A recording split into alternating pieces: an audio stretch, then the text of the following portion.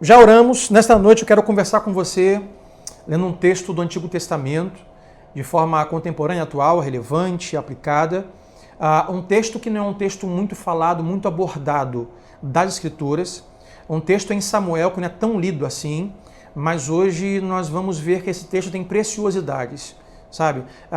São aquelas preciosidades que nós não esperamos.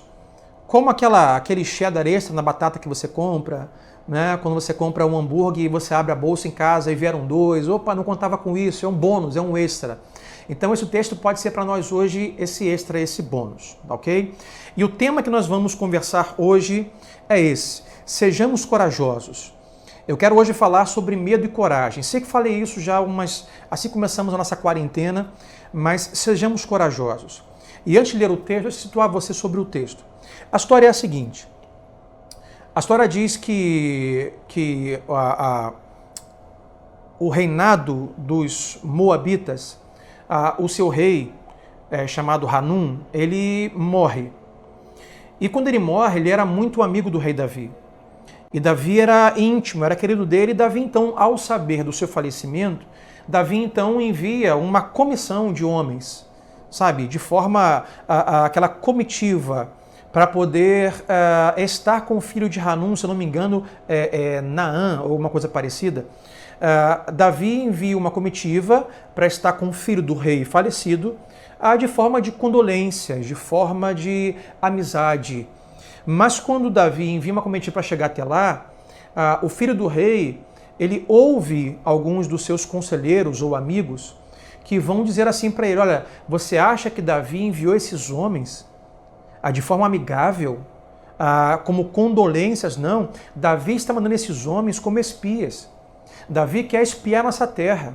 Davi quer invadir nossa terra. Diz que o filho do rei, então, o sucessor do reinado, do trono, ouve esse conselho e cai na pilha. E quando os embaixadores de Davi, que vêm em boas intenções, chegam, eles atacam os homens de Davi, cortam a metade da sua barba, que seria uma vergonha, e cortam as suas vestes ao ponto de chegarem nas nádegas. Cortam atrás das suas roupas e as barbas e os enviam envergonhados de volta para Davi. Davi, quando os recebe, pede para que eles fiquem em Jericó até que a barba cresça de novo, até que o tempo da vergonha passe. E Davi, então, pega Joabe, pega o seu exército e envia até esse rei, esse sucessor do reinado, para pedir satisfação, na verdade, uma luta, uma guerra. E quando esse jovem rei sabe o que ele fez a Davi, ele já fica preparado. Olha, Davi vai receber os seus homens envergonhados e vai mandar para a gente aqui um exército para lutar contra a gente. E ele se prepara, ele prepara soldados. Ali no texto você lê Samuel, que nós vamos ler, não vamos passar, mas comece a preparar sua Bíblia aí, está 2 Samuel 10, vai abrindo aí. Você lê do versículo 1 em diante, você vê que ele prepara exércitos, tantos mil de um, tantos mil de outro, na frente e atrás. E Davi manda Joabe com seu irmão Abissai para guerrear contra eles, sem saber que eles estão aguardando Davi chegar. E é nesse texto, lendo a partir daí, que eu quero conversar com vocês sobre coragem. Então vamos ao nosso texto base hoje, 2 Samuel 10, versículo 9 e 10. Nesse contexto aí, 9 vai dizer que, vendo então Joabe, quem é Joabe? Ele é o chefe do comando da guarda de Davi. Vendo Joabe que estava cercado pelas linhas de combate, escolheu alguns dos melhores soldados de Israel e os posicionou contra os arameus. Pôs o restante dos homens sob o comando do seu irmão Abissai. Quem é Abissai? É irmão de Joabe. Faz parte, ele é um dos comandantes de uma tropa de Davi. Joabe é o chefe, Abissai comanda uma das tropas.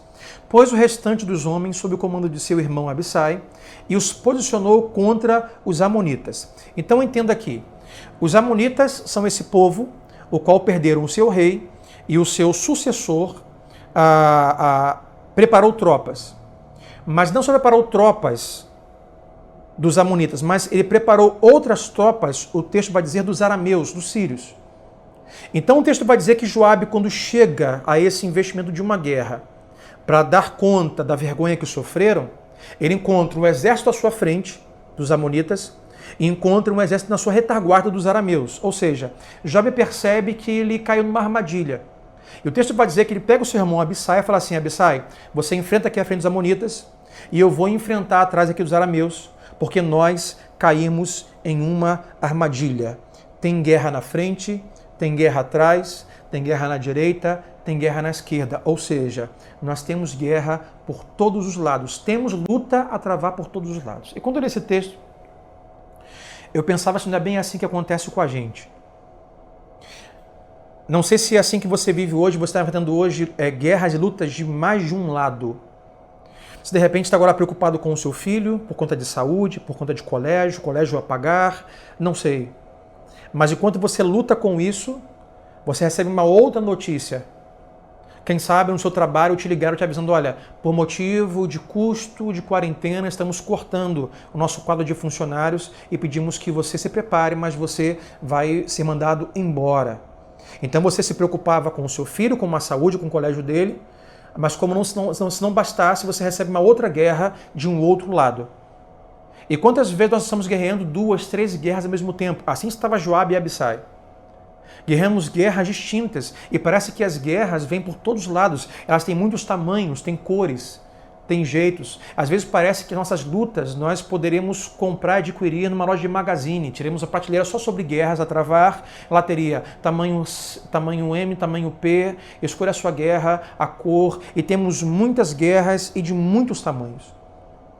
Eu não estou dizendo que essas guerras o diabo é que vai lançar sobre você. Não estou dizendo que é o diabo que vai colocar o seu filho enfermo, nem o diabo vai fazer com que você seja mandado embora. Mas o que eu posso dizer à luz disso é que sim, o diabo se aproveita dessas guerras que travamos, principalmente para nos distrair, nos tirar o foco, nos tirar a paz, nos deixar ansiosos e com medo. E não conseguimos focar na saúde do filho porque também recebemos o comunicado que vamos ser mandados embora. E não sabemos mais onde guerrear, e ficamos como Joabe e Abissai. Não sabemos a quem guerrear. Estamos no meio de muitas guerras e armadilhas. E a distração toma conta, a gente não sabe para onde ir, o que fazer. A gente não consegue focar nenhum nem outro. Eu vou usar um exemplo. Você já percebeu que geralmente aquele domador de leões no circo, se você já foi ao circo, além do palhaço, geralmente tem um domador de leões. E você repare que além de um chicote que ele tem ao entrar na jaula, já reparou que tem um banquinho? Já se perguntou por que desse banquinho? Já parou para pensar por que desse banquinho? Certamente não é para sentar e tomar um café com o leão. Certamente não é para sentar e descansar as pernas. Por que desse banco? Bom, estudos dizem, então vai aí, não obedecer também a cultura, tá bom? Estudos dizem que esse banco, ele tem uma função. Ele tem 4 pés, né, os bancos têm 4 pés, como cadeira de 4 pés, com uma função. Qual é? Chicote na mão. Quando ele pega o banco, levanta e aponta os pés, os 4 pés para o leão, diz a ciência, a explicação, que esses 4 pés, ao encontro da visão do leão, a sua vista fica como que embaçada, distraída. A sua vista fica como que confusa. E o leão, ele não sabe muito bem aonde focar, o que fazer. E o que está acontecendo aqui com Joabe e com Abissai, e acontece com a gente, são essa distração que nós ficamos, como esse banquinho do leão que fica ali instigando o leão. O domador ele pega o chicote, ele dá. Quando o leão foca no chicote ou ameaça avançar, ele pega o banco e aponta. E o gigante e o leão fica distraído, não sabe o que fazer. É para isso que serve o banco, para distrair o foco do leão. Também assim muitas vezes nas nossas guerras que vêm de muitos lados, nós ficamos distraídos. Também assim acontece quando nós nos opomos ao diabo, quando nós nos opomos ao sistema do mundo. O diabo pega essas guerras e lutas que nós vivemos para nos atacar de várias direções, ou para usar as guerras que estamos travando para nos distrair. E à luz das distrações, das guerras que você possa estar vivendo nesta noite de quarta-feira, de muitos lados, na saúde, financeiramente, nas suas emoções, no seu coração, na sua mente, eu hoje nesse texto quero compartilhar com você 3 coisas para nós no final conversarmos. A primeira delas, ao do texto que nós já lemos, a primeira delas é que nós podemos escolher pela coragem, a escolha pela coragem. Se o medo vem de todos os lados, tipos, tamanhos, formas, Nós podemos ser pegos por com medo da rejeição, com medo do fracasso, com medo de não termos a provisão, com medo do futuro financeiro. O medo vem e somos tomados por muitos lados de medo e lutas e guerras. Agora, de onde vêm esses medos? A ciência acredita que nós nascemos com 2 medos, apenas 2 medos. A ciência acredita que todo homem nasce com 2 medos naturais, natos, originais, desde a sua nascença. O primeiro medo que vem com o ser humano desde o seu nascimento é o medo de cair. É por isso quando você está, independente da idade que você tenha, se você está numa montanha-russa muito alta, você chega lá em cima, sempre tem medo de cair. É por isso que você está num avião e se alguém falar assim, olha, vamos ter que saltar, toma aqui o paraquedas, você não vai saltar, pelo menos, não depois de pensar muito, ou quem sabe não ter outra opção. O medo que o homem nasce, em primeiro deles do 2, é medo de cair. É por isso que quando você está dormindo, tem um sonho, por exemplo, que você está caindo, ou você percebe ou sente que talvez esteja caindo da cama, você acorda de um salto, de um susto. É ou não é assim? Desde criança. Isso é, a ciência acredita que isso é nato do homem, medo de cair. O segundo medo que nasce com o homem, além do medo de cair, é o medo de barulhos altos e barulhos fortes. É o que chamamos de susto. Todo mundo tem medo de barulho alto. Seja criança, recém-nascido, adulto, jovem, idoso. Você está no silêncio. Quantas vezes acontece aqui no meu apartamento, estamos aqui em silêncio, cada um fazendo suas coisas, de repente lá fora uma bomba, um carro bate e todos levam um susto. Quantas crianças, pessoas têm medo de estouro de fogo de final de ano, solta os fogos, corre. Medo de tiro. Eu converso com algumas pessoas e um dos meus amigos falava comigo essa semana sobre isso. Falava, meu filho está com medo de barulho de tiro. Dá tiro para lá e para cá e ele corre para o braço da mãe com medo de barulho. A ciência acredita que isso é nato, é original do homem. Medo de cair e medo de barulho alto. Isso nasce com a gente. Agora, isso me faz refletir uma seguinte coisa. Se o medo de cair, de barulho, nasce com a gente, de onde vêm os outros medos? Isso não nasce com a gente. Medo de fracasso, medo de ser rejeitado, de ser aceito, medo do futuro financeiro, medo de não casar, medo. De onde vem isso? A única coisa que explica é, se não nascemos com isso, segundo a ciência, tudo isso nós aprendemos. Então ninguém vai me dizer, não, eu nasci com medo disso. Não nascemos, nós aprendemos a ter medo. A experiência da vida, os relacionamentos nos ensinam a ter medo. Por exemplo, uma pessoa que sofreu muito no seu casamento, ele vai ter medo de um novo casamento. Alguém que sofreu muito em uma amizade vai ter medo de contrair uma nova amizade. Nós aprendemos a ter medo. Todos esses outros medos nós aprendemos. E são esses medos que não são natos que o diabo vai usar para colocar na nossa mente que essas coisas que não são verdades, são verdades. Elas não são verdades, elas são medo, e pelo medo nós fazemos a verdade. Por exemplo, tem pessoas que até hoje trabalham em um lugar ou têm um emprego, uma profissão que não gostam, que odeiam, mas ainda estão lá por medo. Medo de sair e as coisas não funcionarem, não dar certo, ficar sem o pão. Tem pessoas que até hoje estão em relacionamentos tóxicos, violentos, que fazem mal, mas porque ainda estão lá? Por medo de sair e ficar sozinho e não ter alguém. Tem pessoas que têm até hoje péssimos hábitos, hábitos que ele mesmo não gostaria mais de ter, hábitos que, quem sabe, ele ora e pede a Deus que tire, mas continua naquele hábito. Por quê? Porque tem medo da vida sem aquele hábito. Como vai ser a minha vida sem esse vício? Como vai ser a minha vida sem esse prazer? Como vai ser a minha vida sem esse hábito, sem esse costume? O que vai preencher a parte do meu dia quando isso preenchia? Medo. Aí o medo faz com que uma mentira se torne verdade. Agora, qual é a boa notícia bíblica para isso? A boa notícia bíblica é que nós podemos escolher pela coragem quando estamos com medo. Você não pode escolher como se sente. Você não pode escolher ficar ou não com raiva. Você não pode escolher ou não, por exemplo, ficar ansioso. Os sentimentos, eles vêm, você não tem como escolhê-los. Mas você pode escolher, por exemplo, o que você vai fazer com eles. Você não pode escolher ou evitar que a ira chegue no seu coração, mas você pode escolher o que você vai fazer com eles. Os sentimentos são necessários porque eles são um sinal, eles são uma luz, são indicadores do que está acontecendo.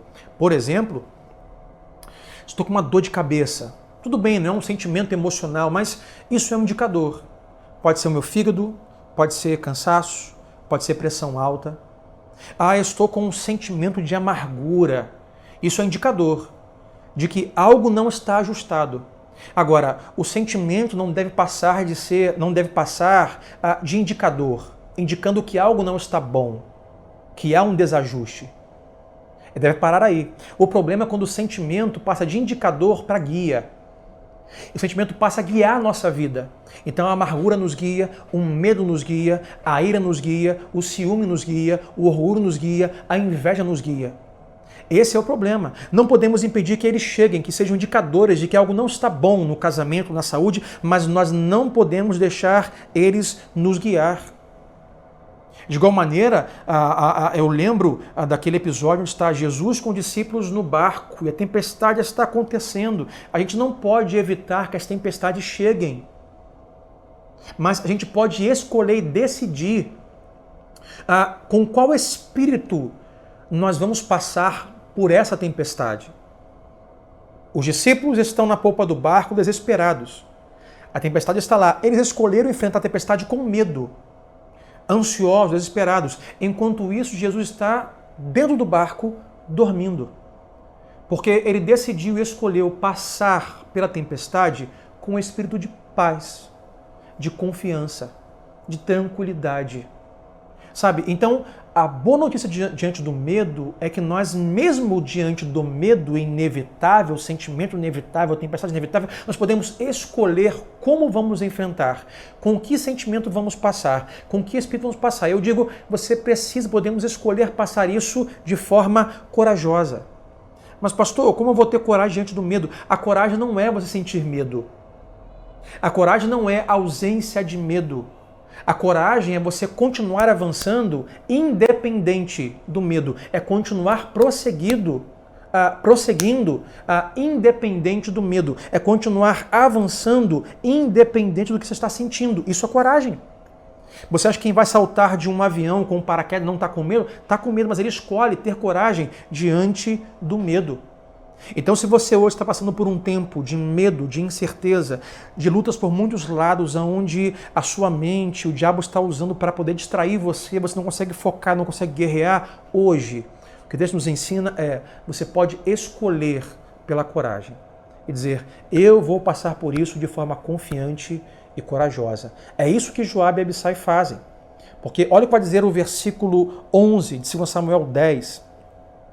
E Joabe disse a Abissai, olha, se os arameus, que é quem vinha por trás, se os arameus forem fortes demais para mim, venha me ajudar.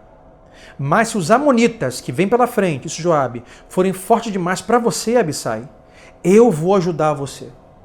Então a segunda coisa que aprendemos hoje, a primeira é a escolha a coragem. A segunda coisa que aprendemos é a coragem que há na união.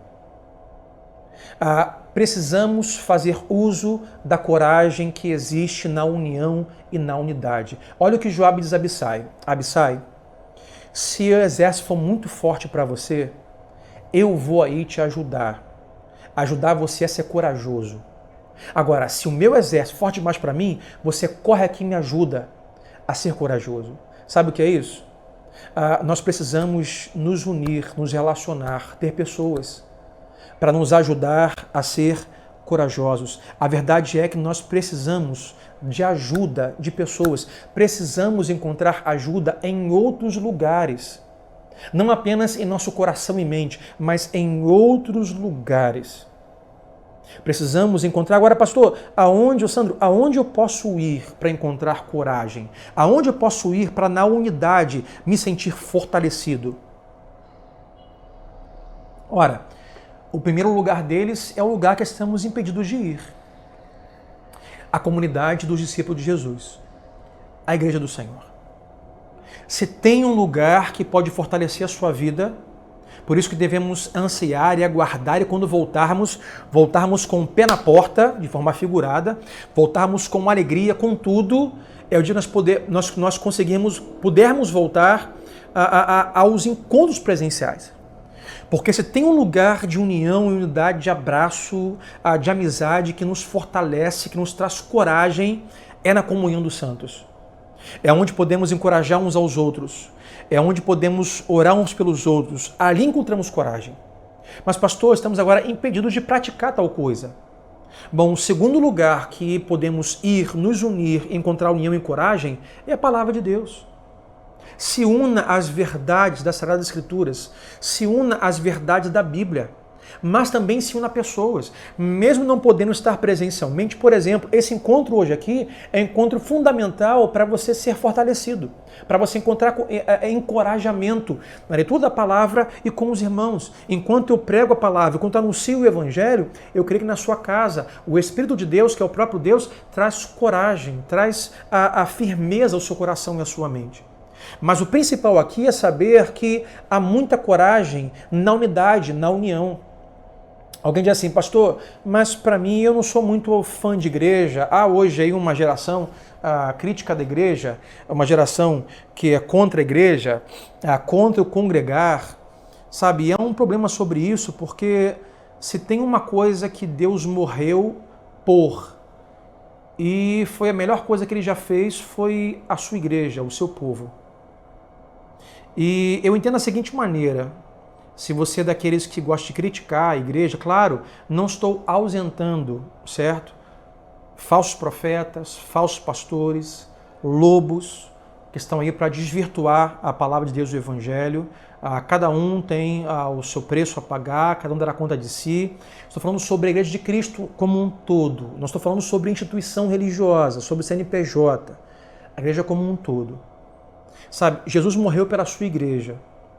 Jesus deu a sua vida pela sua igreja e nos disse para nós congregarmos e andarmos juntos. Ou seja, aquelas pessoas que dizem que a igreja não é necessária, não é importante, tendo Cristo morrido por ela, estão de alguma forma dizendo assim, olha, eu sei mais do que Jesus, eu entendo mais do que Jesus e eu sou melhor do que Jesus. Então é um problema sério. Então, a igreja de Cristo é um lugar de fortalecimento, ou essa transmissão que fazemos ao vivo. Alguém vai dizer assim, pastor, mas para mim basta eu e Jesus. Eu e Jesus nos completamos. Eu não preciso de mais ninguém. Jesus é tudo. Sim, ele é tudo. Mas mesmo sendo tudo, quando esteve em nosso meio, ele não andou sozinho. Ele separou para si 12 caras, 12 homens, diferentes, pecadores, esquisitos, temperamentais, sabe, irados. Ele é um exemplo de que nós não devemos caminhar sozinhos. Se aquele que é tudo escolheu para si 12 amigos e tinha 3 chegados, quem somos nós para andarmos sozinhos? Há coragem na unidade, há coragem na união. Deus é a nossa maior fonte, mas Ele usa pessoas para nos encorajar. Me usa hoje aqui, usa o seu pai, usa a sua mãe, usa o irmão, usa a comunidade de fé para te encorajar. Tempos de paz é o melhor tempo para nós construirmos relacionamentos. Sabe, se você hoje se encontra dizendo assim, pastor, a crise está aí, mas eu estou de boa, estou legal. Eu estou empregado, os meus filhos estão bem, eu estou recebendo um pagamento. Sabe, tempos de paz é um tempo fundamental para você construir relacionamento. Sabe por quê? Quem constrói relacionamento em tempo de paz sangra menos em tempos de guerra. Quando a guerra vem, sabe quem são os que vão sangrar menos? Os que vão sofrer menos e sofrerão cortes menores? Aqueles que em tempos de paz construíram relacionamentos, fizeram amigos.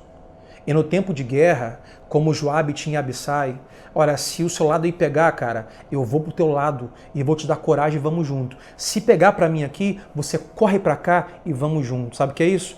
Quem constrói amigos em tempo de paz, em tempo de guerra sangra menos. O corte é menor. Isso não quer dizer que nós não vamos sangrar. Isso não quer dizer que nós não vamos receber cortes. Isso não quer dizer que nós não vamos sofrer, mas o sofrimento, o corte e o sangramento serão menores se nós encontrarmos coragem nas amizades. É o que Paulo vai dizer em Atos 28:15. Lucas, aqui vai narrar essa história, diz que Paulo está assim um tempo de saindo da sua prisão e se encontrar com seus irmãos. Olha Atos 28:15. Os irmãos dali tinham ouvido falar que estávamos chegando. Isso é Paulo dizendo, Lucas narrando.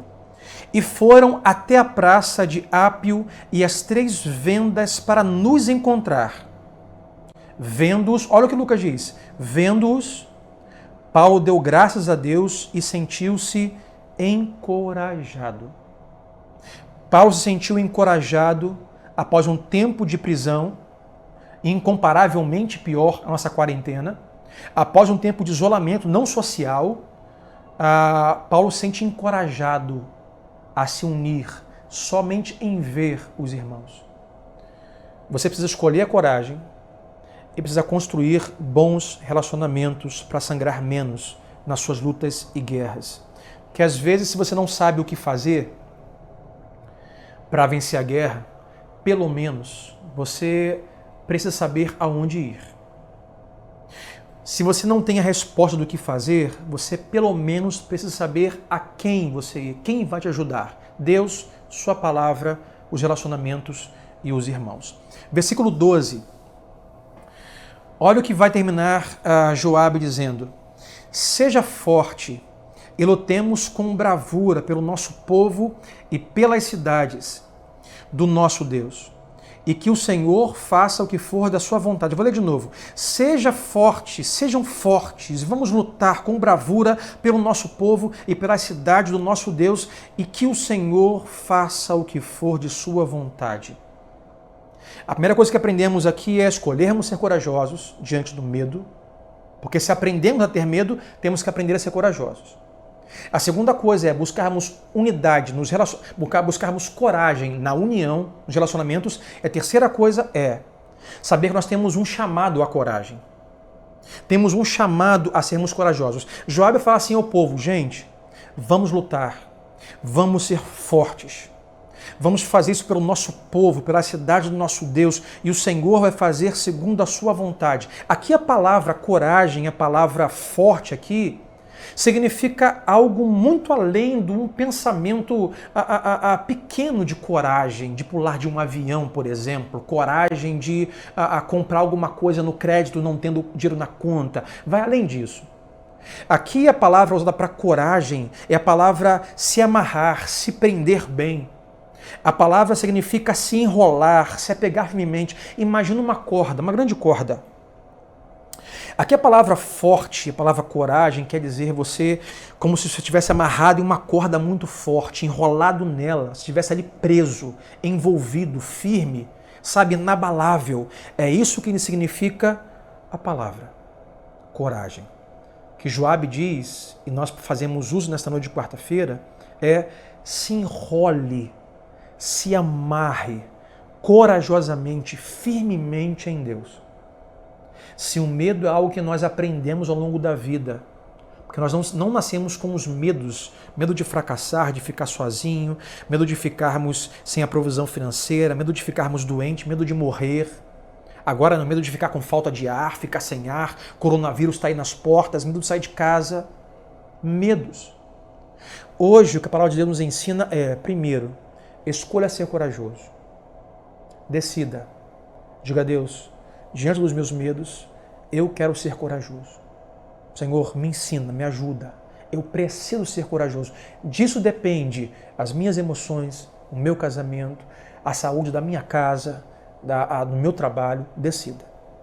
A segunda coisa que aprendemos é encontre na unidade dos relacionamentos coragem. Sozinho, você não vai conseguir resistir corajosamente até o final. Precisamos de parceiros, precisamos de amigos, precisamos de guerreiros conosco para sangrar menos nas nossas lutas que vêm de muitos lados. E a terceira que vemos aqui é que temos um chamado de Deus à coragem. Ser forte, ser corajoso. Então escolha ser corajoso, se cerca de pessoas e aceite o chamado de Deus para ser corajoso. Isso quer dizer que tomamos uma decisão. Isso quer dizer que com a nossa mente nós estamos decididos. Eu vou ser corajoso. Porque escute uma coisa aqui comigo. Nós não podemos viver à luz do que sentimos. Eu sempre digo isso. O Evangelho de Jesus não tem nada a ver com o sentimento. Deus não é e não muda quem Ele é baseado no que eu estou sentindo. Não estou sentindo Deus comigo. Será que Ele está comigo? Não estou sentindo que Deus é tão bom quanto eu imaginava. Não estou pensando. Não, Deus não é. Seus atributos não são. Ele não se move, não deixa de ser quem é, baseado no que estamos sentindo. Evangelho não tem nada a ver com sentimento. Evangelho é a verdade. Evangelho é o que é, são afirmativas, Deus é bom, Deus é poderoso, Deus é onisciente, Deus é onipotente, Deus é e ponto, independente do que eu e você sintamos. Então não podemos viver a carreira baseada em sentimentos, porque o sentimento vai chacoalhar você, levar você um dia para um lugar, outro dia para o outro. Quando vier as lutas, distrações de muitos lados, você precisa com a sua mente decidir. Eu vou ser corajoso. Vai ser fácil? Não. Isso quer dizer que você decidir, as lutas vão cessar? Não. Mesmo com Jesus dormindo, a tempestade estava lá. Mas você vai decidir com que espírito você vai passar pela tempestade. Com que sentimento, ou o que você fará com o sentimento enquanto você passa por isso.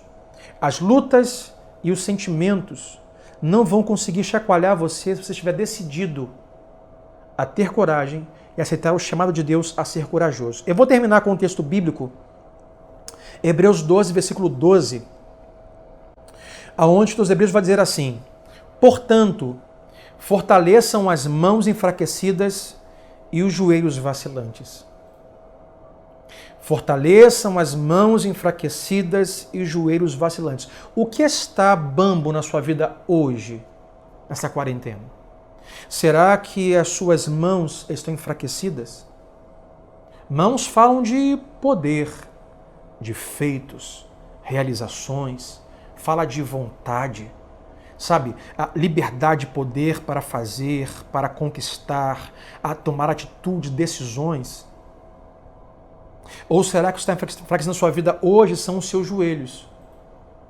Que fala sobre firmeza, sobre ficar em pé, sobre ser forte diante das pancadas da vida. O que hoje está enfraquecido na sua vida? Suas mãos, suas pernas. Sabe, nesta noite eu quero orar com você, sabendo que com essa história bíblica tão antiga, Deus hoje nos convida à coragem. Isso não quer dizer que as coisas vão mudar da água para o vinho de hoje para amanhã. Isso não quer dizer que os amonitas não vão vir por frente.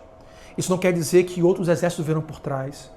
Isso não quer dizer que você Isso não quer dizer que você não receberá uma má notícia amanhã. Isso não quer dizer que você será pego diante de uma situação adversa na semana que vem. Isso quer dizer que eu decido não viver pelos meus sentimentos, para que o diabo use os meus sentimentos como aquele banquinho do domador de leões, me distraindo e eu fique sem foco. Mas que você hoje decida por ter coragem. Você hoje decida por caminhar com pessoas, ligar para pessoas, saber aonde você pode pedir ajuda, não sofra sozinho, não sangre sozinho. Porque se tiver muitas espadas na sua direção e você com uma espada só, você vai sofrer muito. Então, convide pessoas para guerrear com você. E por último, aceite o chamado de Deus hoje a ser corajoso. Veja como Deus convidando você, como Joabe convidou o povo. Ele vai dizer assim: sejam fortes, lutemos com bravura, e que o Senhor faça o que for da sua vontade. Hoje, seja forte e lute com bravura. Ser bravo, ser corajoso, decidir ser corajoso, aceitar o convite, é dizer: não há luta, não há sentimento, não há circunstância, não há demônio, não há principado, não há potestade que vai roubar a minha fé, a minha alegria, a minha paz. Eu estou decidido a ter paz, eu estou decidido a ter coragem. Isso é decisão.